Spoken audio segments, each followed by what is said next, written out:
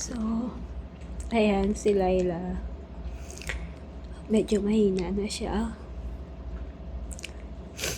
Ilang araw na rin siya hindi kumakain kahit pinipilit ko siya kumain. Ayaw niya na. Tapos, lagi siyang naiyak. Gawa siguro masakit yung nasa tumor niya. Yung tumor niya, lumit. No? Kung gaano siya kalaki noon. So, lumiit siya. Kaya lang, hindi naman siya tuluyang nawala. Pero, ngayon, nanghihina na siya. So, kanina binilang ko pa siya ng manok, pero ayaw niya na talagang kumain. Kasi, siguro nahirapan na rin siya. Nagpapaalam na siya kanina.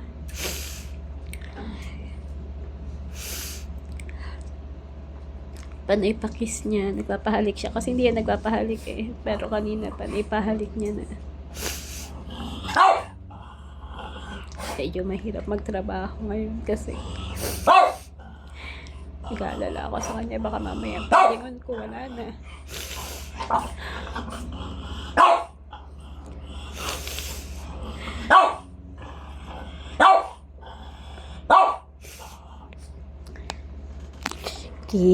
Loki, wag na maingay. Alas 12 na.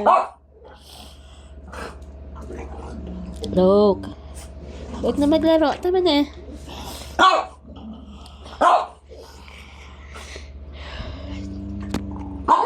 Huwag mo nang galitin yan. Mamaya papatulang ka na naman yan.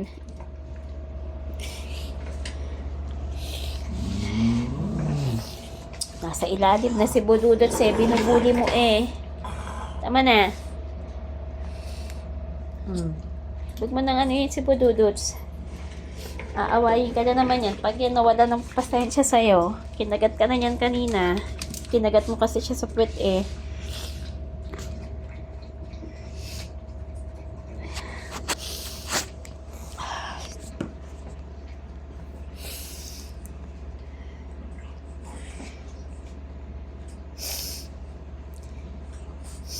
Nagpaalam na rin ako kay Laila kanina kung hindi niya na kaya. Pinapayagan ko na siya na iwan ako kasi balang araw magkikita-kita naman kami dun sa Rainbow Bridge. Hintayin nila ako dun ni Black. Saka nitong mga alaga ako hanggat may alaga ako, hanggat meron pa sila nandirito. Lalaban pa rin ako para sa kanila.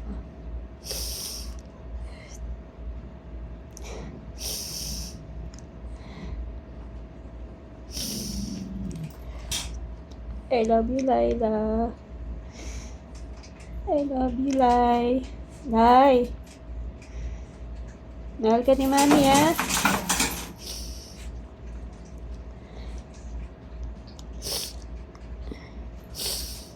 Hindi ko siya mapakawalan kasi si Yapa kasi yun. Si Yapa nagsisisure. Ngayon, pag nakikita niya nakawala si Laila, nakita niya nakawala si Laila, nagwawala si Yapa, nagsisisure siya sa sobrang galit niya kay Laila. Hindi ko alam kung bakit sobrang galit niya kay Laila kasi dati lagi silang nag-aaway. So itong huli, napuruhan niya yung mata niya. Medyo namumula yung mata ni Yapa kasi lagi siyang galit kay Laila. Si Laila naman, siguro sa sobrang hindi na mapigilan dahil lumalapit sa kanya si Yapa, nakagat niya. Kaso sa mata yata tinamaan.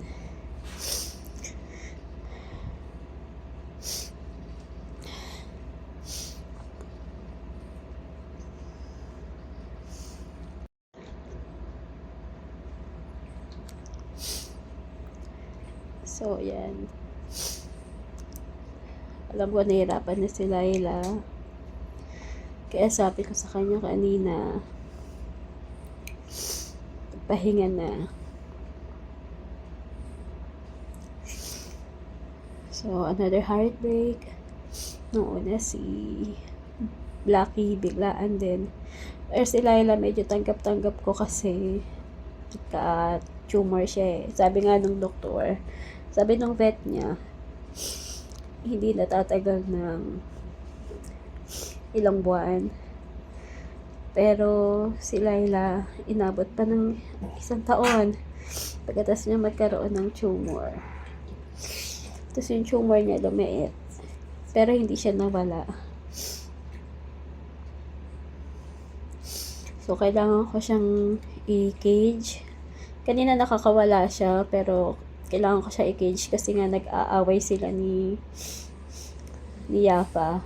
Ayaw ni Yafa na nakakawala si Laila kasi siguro natatakot dahil lagi silang nag-aaway. Nakakagat siya ni Laila.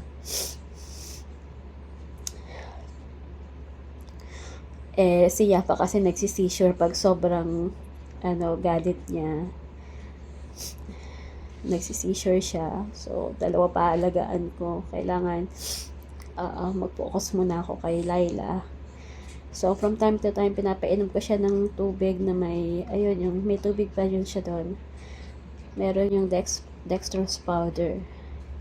Lai! Lai! Mahal ka ni Mami, Lai! Lai! Kikita mo pa ba si Ma'am? Mahal ka ni Mami, ah. Lai! Papaalam na ba ikaw?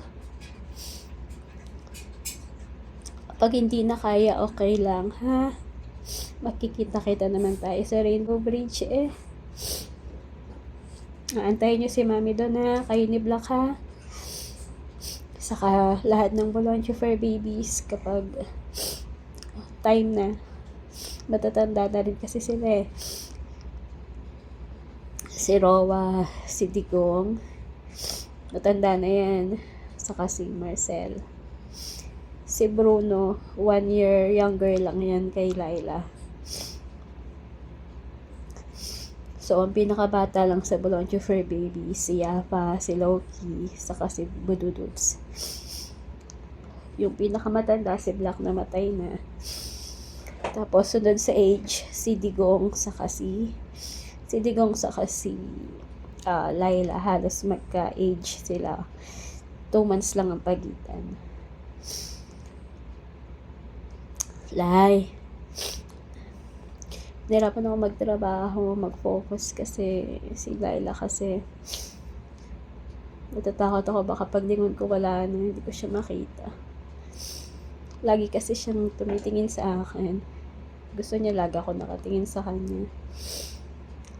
Sleep na ikaw, Lai. Sleep na. Babantayan mo palagi si Mami sa heaven, ha? Pag nasa heaven ka na. Mahal ako niya ni Laila.